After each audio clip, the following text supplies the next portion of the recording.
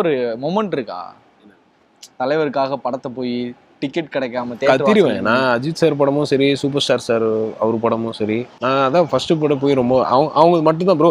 வாழ்க்கையிலே ஒரு படம் நான் போய் தேட்டர்ல பாக்குறேன்னா அது இவங்க படம் தான் பார்ப்பேன். அந்த மெனக்கிறது சொல்லுங்க, அந்த டிக்கெட் வாங்குறது இல்லைன்னா அந்த செலிப்ரேஷன், அந்த ஃபெஸ்டிவல் மோட். அதை சிவாஜி சார் சிவாஜி படம் வந்துச்சுல, அந்த எல்லாம் சார் வீட்டுல எல்லாம் போய் நின்றுருக்கேன் ரோட்லலாம். அப்போல்லாம் நான் அசிஸ்டன்ட் டைரக்டர் தான் வேலை செஞ்சிருந்தேன். எப்படியாவது ஒரு டிக்கெட் கிடச்சிராதா அப்படின்னு. டிக்கெட் என்ன டிக்கெட் வாங்குறதுக்கு நீ என்ன இவர் வீட்டுக்கு வருவியா?